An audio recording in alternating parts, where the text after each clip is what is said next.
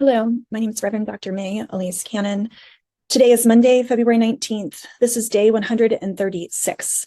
I wanted to start with a little bit of an update on the hostage situation and negotiations. There has been no further progress in terms of negotiations, but this weekend, the Israeli Defense Forces aired a clip that they say that they found in Gaza that shows the Bibas family who were kidnapped on October 7th from Kibbutz Nir Oz. They were taken captive into Khan Yunis in Gaza. This is a family of four. It includes Shiri, who's 32, her partner Yarden, who's 34, and two young children, Ariel and Kafir. They were then aged 4 and 9 months old, respectively. And since they were kidnapped, there's been a video of Yarden that was released by Hamas in December, and the Israeli Defense Forces said that they were concerned for the safety of the family. They don't know if these hostages are still alive, but that clip has been published, and according to Haaretz, has raised significant conversations about the safety of the remaining hostages, of which it believes that there are about 100 hostages still remaining being held in Gaza. The Israeli War Cabinet Minister Benny Gantz told families from Israelis who are still held captive that Israel's negotiating team for a new hostage deal will join talks in Cairo. You might recall that previously the Israelis did not send a representative to the most recent conversations, but Benny Gantz said that Israelis will send someone to negotiate when the conditions are ripe. So that's a direct quote from the War Cabinet Minister Gantz. A spokesperson from Qatar's foreign ministry said that Doha categorically rejects the empty accusations made by Prime Minister Netanyahu, who called on Qatar to pressure Hamas to release the hostages. Qatar described his comments as nothing but a new attempt to stall and prolong the war, and they blamed them on the Israeli prime minister's personal political challenges, which I'll talk about in a minute. In a joint statement, two of the hostages that were recently rescued, Luis Norberto Har and Fernando Marman, these are hostages who are, my understanding is, dual citizens from Israel and Argentina. They were freed by the Israeli Defense Forces in a hostage rescue mission where several dozen Palestinians were killed. They were saved and airlifted out of Gaza. They came out with a joint statement that said not all hostages can be rescued in heroic operations, and they urged Prime Minister Netanyahu to send a delegation to Cairo to discuss the hostage deals with Hamas as soon as possible. Now, in terms of hostilities in Gaza, the Israelis are saying that it'll be another 6 to 8 more weeks while they're still preparing for a ground invasion into Rafah, the southernmost city in Gaza. And so 4 officials familiar with the strategy in Israel communicated that to Reuters. And they said that the preparation for the full ground invasion could still take several weeks because they need to evacuate citizens prior to invading. Over the past couple of days, Benny Gantz, the War Cabinet Minister, said that if Israel's hostages are not returned by Ramadan, quote, the world must know and the leaders of Hamas must know that the Israeli Defense Forces will expand its fighting into Rafah as well. The Jordanian foreign minister, who we met with numerous times, but most recently in Amman, Jordan, in January, Ayman Safadi, blamed Netanyahu for failing to advance a ceasefire deal that could lead to up to 45 days of a pause in fighting in exchange for the remaining hostages. And in the meantime, U.S. President Joe Biden said he does not anticipate Israel executing, quote, a massive land invasion, end quote, into the southern city of Rafah.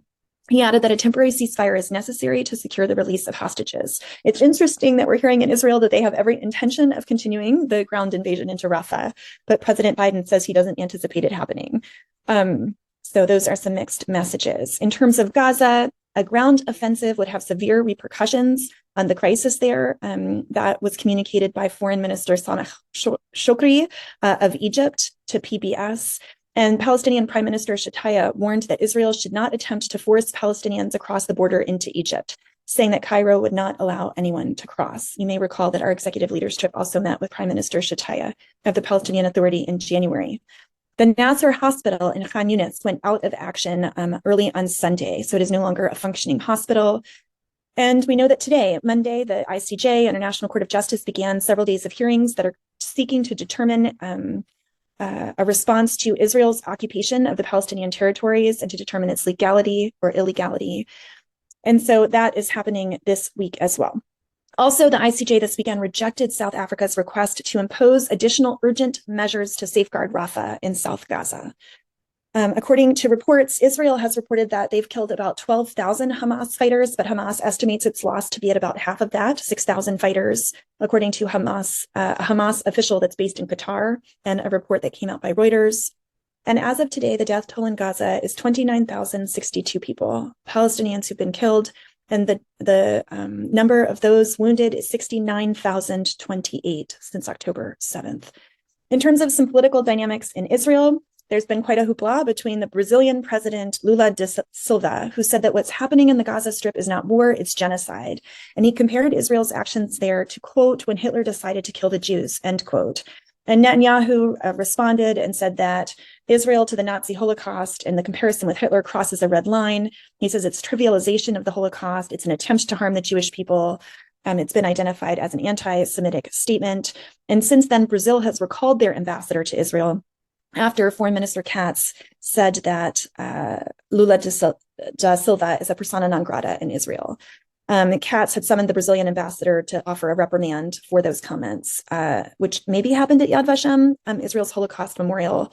But it was said by Katz that those comparisons are shameful, a disgrace, and a serious anti-Semitic attack. This weekend, the Netanyahu government unanimously approved a resolution rejecting any unilateral international recognition of a Palestinian state, saying that such recognition after the October 7th massacres would award an immense and unprecedented prize to terrorism and would prevent any future peace agreement. So far-right Smotrich called on Netanyahu to also to unilaterally pull out of the Oslo Accords, to completely dissolve the Palestinian Authority if an independent Palestinian state is unilaterally recognized by other countries. You might recall that the United States government and Blinken has been talking about a two-state solution and the possible acknowledgement of a Palestinian state. The U.S. has also considered the possibility of sanctions towards Israel's far-right ministers Smotrich and Ben-Gvir. The Knesset also voted against expelling one of their own lawmakers of a left-wing party who has supported the South African genocide case that's happening at the ICJ. And there's all kinds of protests happening in Israel against the Netanyahu government in favor of early elections, calling for Netanyahu's removal. It's worth noting that according to Israeli sources, he faces Netanyahu numerous political challenges, including 3 corruption trials amid escalations with settlers, and the challenges within the Israeli government. Protesters have continued to attempt to block the Nitzana border crossing with Egypt in order to prevent the passage of humanitarian aid into the Gaza Strip. This has happened on several occasions where Israeli protesters are saying no aid until hostages are returned home to Israel. The EU is still considering the possibility of sanctions against settlers.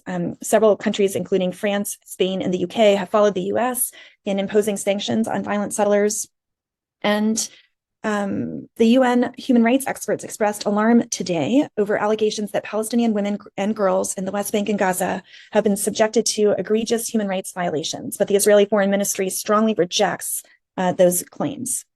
Escalations continue on the border with Lebanon, although Iranian officials have warned Hezbollah not to give Prime Minister Netanyahu any reason to launch a wider war, seeming to indicate that Iran is wary of a wider war, according to the Washington Post, and it's been urging its proxies to avoid provoking not only Israel, but also the United States.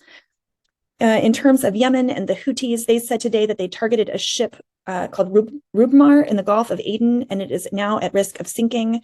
They also added that they shot down a U.S. drone.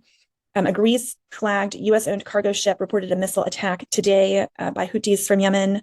And Egypt's President El-Sisi said the economic conference in Cairo that the country's Suez Canal revenues have dropped 40 to 50% since the Houthi attacks started on the Red Sea.